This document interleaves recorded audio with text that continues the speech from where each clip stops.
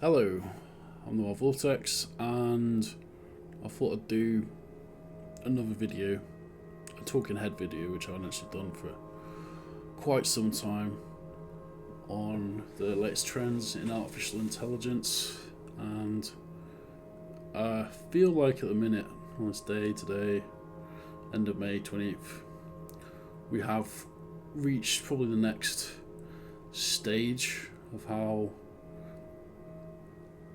maybe the first ripples of understanding in the general consciousness of what might be coming down the pipeline. Now, obviously, with predicting AI, it's very difficult to really fully be able to make accurate predictions, but obviously, a lot of the predictions that have been made are now seem always way off the mark in terms of being too pessimistic.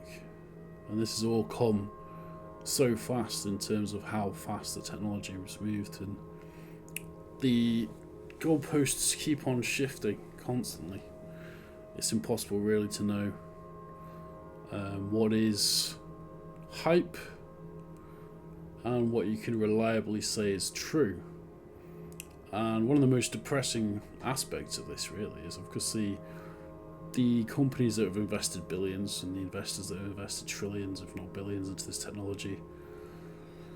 It's in their purview for this technology to be widely distributed, successful, and obviously generating profit. Now, my clan artists obviously have been almost the first victims of AI zombification, and a lot of people have rightly been pissed off about that. I've been less so. I paint, but I don't really do digital art that much, apart from game dev. So, obviously in a way, it's made that entire process of being able to produce a recognizable of sorts image of many varieties much faster than you can paint. But it's not really why I paint. I enjoy the process, and in a way it's always been a sort of hobby for me anyway. It's just something I enjoy doing and developing. But yeah, we've obviously, artists I think have been the first victims of how their data has been harvested in a way without any of their permission, or just no permission whatsoever really in nearly all cases. It's possibly, I was reflecting on it the other day, and so I was writing down possibly the largest ever theft of intellectual property by a corporation ever. But no one's going to be in trouble for it, because the companies that did it run the world anyway. What they do basically now. They essentially are the big companies that drive the entire infrastructure of our world, and if you have that much power, then the law doesn't apply to you really. So but if you're, I don't know, some script kiddie, say 15 years ago, and you're on Napster and you downloaded 2 Metallica albums, then you're public enemy number 1, obviously. So it's just sickening in some respects when you actually think about how the hypocrisy and just how much our culture has fallen in many respects. And obviously it's going to get worse, because I'll start with the negatives. Obviously, I'm not a complete AI doomer. I think there could be many potential benefits of this technology, obviously, as well. For the scientific research, there's already been a lot of very good outcomes with translating old texts, for example, which is definitely a positive. This technology can be transformative for the good. I'm not completely, but what I do worry about now is obviously we're in a new arms race, really, because obviously China got their hands deep in it as well. It's just a new arms race, really. It's a bit of a space race, except it's developing a technology that surrounds us everywhere, it's almost, we've created the perfect conditions for just technological surveillance hell, I guess.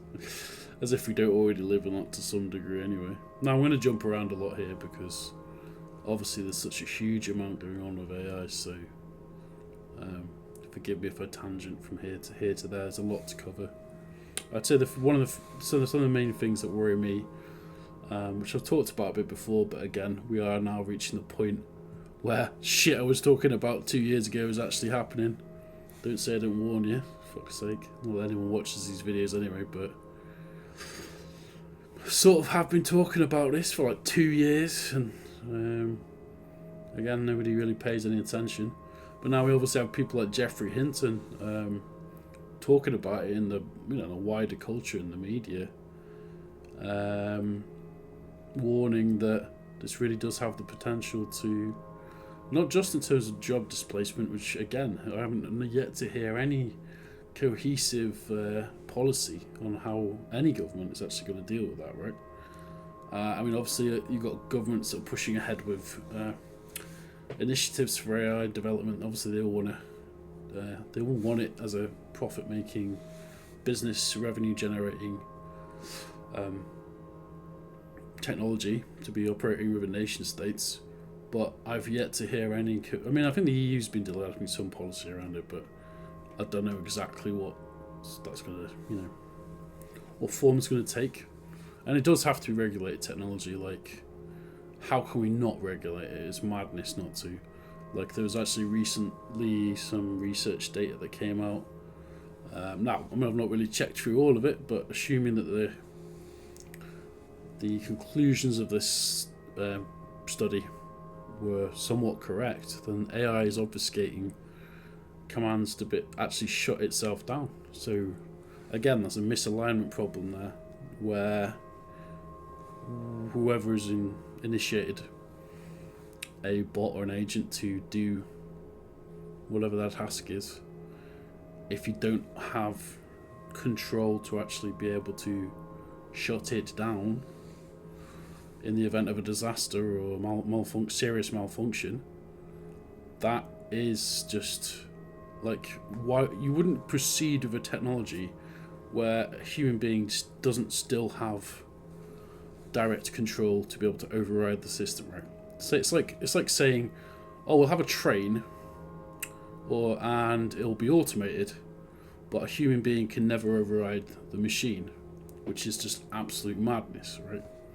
So if you had I don't know, and like obviously a lot of public transport in many respects is sort of semi-automated, but you still have a human decision maker in the event of things going wrong, because things go wrong.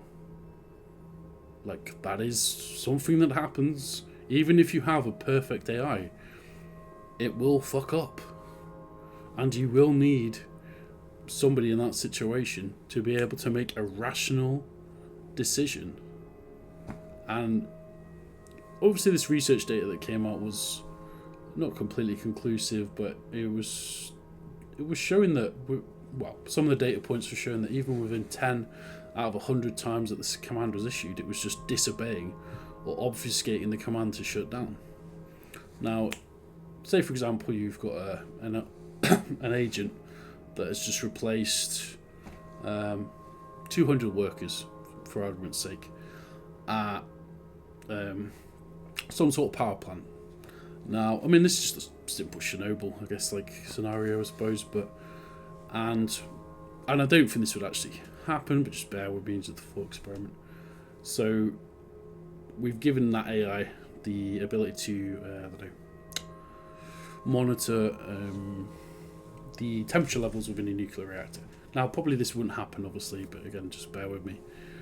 So it either misinterprets some data and then does something based on that, or there is a situation where the actual system itself and the AI needs to shut itself down, full reset, whatever. And then it, for some reason, obfuscates that, whether it be a glitch or just a hallucination. This is why the only way I think we can proceed in terms of like automating parts of the, like, you know, implementing engineering, bots, agents, whatever, in really like key infrastructure jobs, that has to be completely aligned. There has to be like literally zero chance that obfuscation could take place, right? I mean, obviously this is all hypothetical at this point, but the AI agents starting to replace labour question definitely is coming, I think, in the next 5 years, and it's going to hit hard. And, you know, going back to what I was saying about policy and governments, does any government actually have a realistic proposal for how they are going to replace the actual lost wealth that individuals will have? You know, because there will still be profit being generated. That is a fact. There will be a surplus, right, created by the labour that's replaced, but those people will still need to eat. And I saw something that really made me quite just sickened, really. It was one of the podcasts where Brett Wernstein was on it, and then some guy in a red jacket. I can't remember what the pod. It's that it's quite a corporate podcast, but I watch it sometimes, like a Modern Wisdom, I think, maybe. It's it can be interesting. It's a bit hit and miss, but basically they had a long form discussion on that, and the guy was just like basically saying, yeah, there's going to be some people who just lose, and they'll lose so badly, and it's like, okay, so what? Like they're saying this could affect up to what, 10 million jobs. So we're just going to be like, yeah, 10 million people just go and die, like starve to death, or don't live anywhere. Obviously, and then, you know, if you don't have consumers in a consumer society, or how can you, if there's still going to be goods being produced, but there's not going to actually be any money moving around the system, then the entire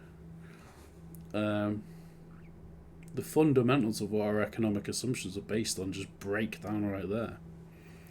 Now, you know, like I said, obviously I'm not a complete doomer. I'm just saying I don't really see anything out there that is seriously dealing with these questions, and maybe I'm not looking deep enough. I mean, I see obviously what the big tech are doing there, but their incentive, whatever they may say about, you know, well, we've got a social mission, is fucking bollocks. Their mission is to make profit. They do not give a fuck. You are the product of like any social media platform. They don't give a shit if you die. I mean, you could be replaced tomorrow anyway. Like, I mean, the thing is with this VO technology, like literally, if you died tomorrow and you're like an influencer who makes, I don't know, some sort of respectable type income, your image could just be replaced and regurgitated anyway, 1,000 times over. And like, so that again, like, I think also we're gonna lose the power of what you might call attention economy, right? So people who like Twitch streamers and OnlyFans creators and yada yada yada. I mean, that's another thing actually as well, of course. Like OnlyFans creators, that's, I mean, think what you want about that, but you know, opinions are mixed, obviously. But again, I mean, if somebody's already created content for that, then you can just literally get their image and start reproducing it anyway. So again, there's just going to be so many weird legal precedents that will start emerging out of this. But we know that happens with any development, of course. But you know, that's something that's not really often that explored, but will. Yeah, I mean, there's already been cases of identity theft where people's identities, voices, entire images have been stolen, and we need a legal framework to deal with that, of course. I mean, there's nothing stopping somebody, I'm sure, gathering some data of this video, providing a context into a prompt, and making it seem that I would say something that, or, you know, they could steal my image and do that. I mean, I don't think I'm enough of a big online celebrity for that to happen, but it is a possibility, right, for anybody who has videos out there of them in the world. The irony of this is that this is AI generated. No, I'm not AI generated. I am, in fact, a real human being.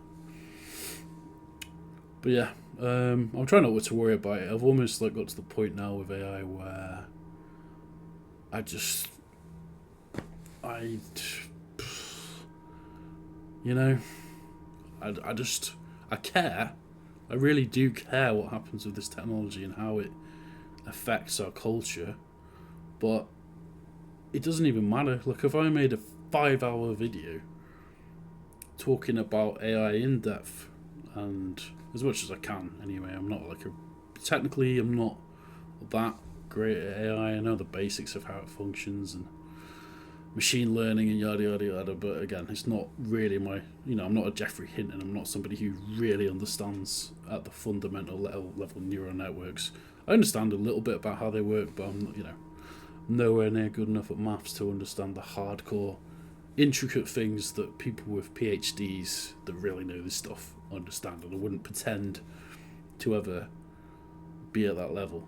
I mean, I know my fundamentals of computer science. I teach computer science and digital arts. I spent a lot of my career coding JavaScript, but that one more or less says it all, really. I just know how to hack things together in a creative way, right? That's yeah. I mean, one other thing, I don't want to make this too long. I've already talked for about 16 minutes, but one thing I do lament a bit and I do worry about is, so I do actually genuinely love making things on computers. I've always loved that since about the age of 15, when I first picked up C# and started doing Neverwinter Nights, module building, bit of build, level design on Duke Nukem 3D. I've always been really passionate about that. It's always been one of my life's passions, is making things with technology, and now vibe coding seems to be the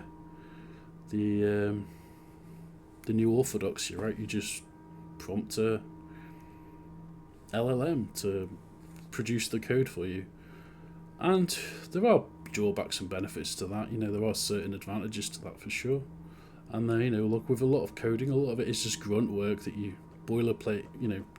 When you actually create, program something, doing a lot of the boilerplating initially, it's cumbersome, lumbersom's not the word. It's not particularly exciting work. It's when you get into that flow state of actually logic and how you're directing logic throughout the application, it actually does become quite an interesting process. But you need to have built a few bad boats until you build a half decent one, to make a boat metaphor of programming, to actually understand what is going on, at least on some level. Like control flows and conditional statements, and there's a whole language, there's a whole world within that, of course.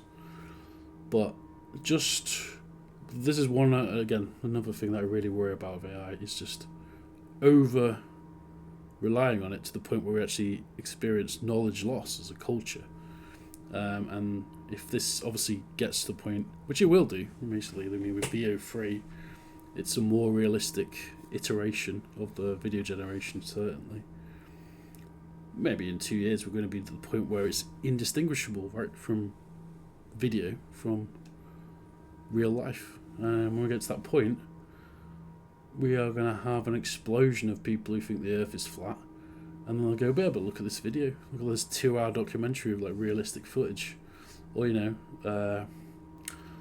Adolf Hitler escaped to Argentina and is still alive. Here's a 5-hour documentary by some weirdo on the internet.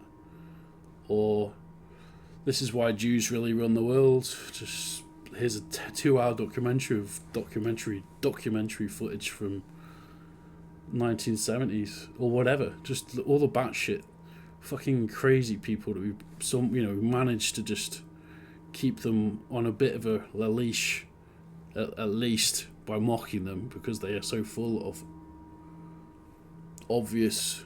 They will have all the resources in the world to create this stuff. I think a lot of the time, a lot of the people who really do spread misinformation or conspiracy theories are just very cynical, Machiavellian sort of sociopaths, really. I don't think a lot of the time they even believe it themselves. It's just a bit of a grift, right? But we'll see a lot more of that, obviously. So, yeah, I think we basically are going to go. Maybe in the next 20 years, we'll be living in a William Gibson novel. That's alright as long as it's. It's not really alright, but I mean, we were probably always heading this direction. You know, it's funny how authors set out a vision for the future, which has a message usually of let's not do this, and then nerds who make a lot of money suddenly think, yeah, let's do this. Why? And like, I'm not a Luddite. Again, I'll end this video now, but I'm not a Luddite. I think I'm an engineer. That's been I've got, going back generations, actually, my family of engineers. So, I'm not a Luddite. I think technology comes here, we have to deal with the consequences, and we have to try and guide it towards improving life. That is actually one of my very deep moral convictions, actually. That we have to, that's what I've spent, one of the various things I've worked on, that's more or less would be my guiding principle for what I've worked on in terms of work, So there will be good things that come out of it. I'm not, like I said, I'm not being a complete doomer. I just wanted to reel off a bunch of thoughts about, I haven't even gone that much into jobs as well. I mean, I've mentioned it a bit about how we probably will need some sort of UBI. But again, I'll probably leave that for another video. I don't want to make this too long. It's already 20 minutes.